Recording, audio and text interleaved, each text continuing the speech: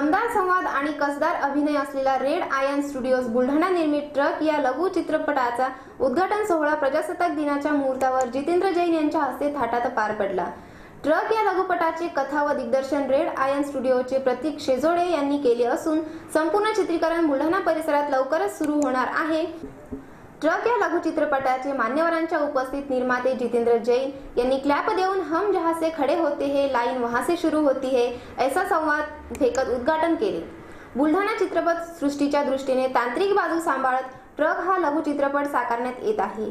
बुलढाणा परिसरातील कलावंतांना कला सादर करण्यासाठी संधी उपलब्ध करून देण्यात आली आहे। प्रजासत्ताक दिनाचे औचित्य साधून या लघु चित्रपटाच्या चित्रीकरणाला सुरुवात करण्यात आली आहे। या प्रसंगी जितेंद्र जैन, दिलीप कोठारी, पंकज अग्रवाल, डॉक्टर दुर्गासिंग जाधव, मधुकर पाटील, सविता शेजोळ, रवींद्र इंगळे, प्राध्यापक गोविंद गायकी आदींची उपस्थिती होती। पुण्याची सध्याच गरज नाहीये आणि ट्रक या फिल्म मार्फत आपण पहिल्यांदा बुलढाण्याच्या या टीमचं शक्ती प्रदर्शन करणार आहोत। त्यामध्ये सर्व आमचे ज्येष्ठ नाट्य कलावंत आहेत यांचे आम्हाला मार्गदर्शन मिळत राहतं।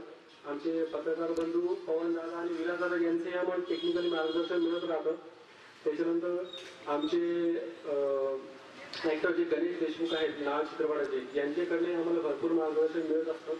तर या सर्वांचं मार्गदर्शन आणि आमच्या टीमची मेहनत असं सर्व एकत्रित घेऊन ट्रक या शॉर्ट फिल्मचं निर्माण होत आहे।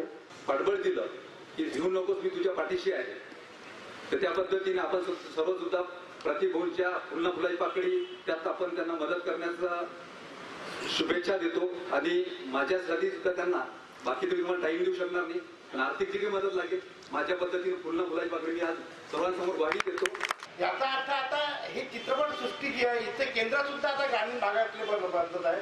आपल्या बुलढाणा जिल्ह्यामध्ये हा प्रयोग सर्वप्रथम प्रतीक करतो आहे। त्याच्या पाठीमागे जैन साहेब हे उभे राहिलेले आहेत। हे सर्वात महत्त्वाचं काम आहे। मला असं वाटतं एकदा जैन साहेबांसाठी आपण एकदा जोरात टाळ्या वाजवाव्या। आकाश योजना देणारे विजय सोनवणे सरांची टीम सुंदर तयार झाली जी राज्य स्तरावर प्राइज घेतात। नेपथ्यासारखे बाबरेकर तयार झालेत की जे राज्य स्तरावर प्राइज घेतात। कलाकार तर योगेश सारखा आणखीन दिनेश पाटील आणखी असे काचकुरे वगैरे सगळी टीम तयार झालेलीच आहे। हे सगळे होतं बॅकस्टेज सुद्धा मजबूतीने तयार झालंय। एक दिवस मी दैनपुर या गावी गेलो होतो। तिथं सरपंचाच्या घरी गेलो। आज गेल्यानंतर सरपंचाचे वडील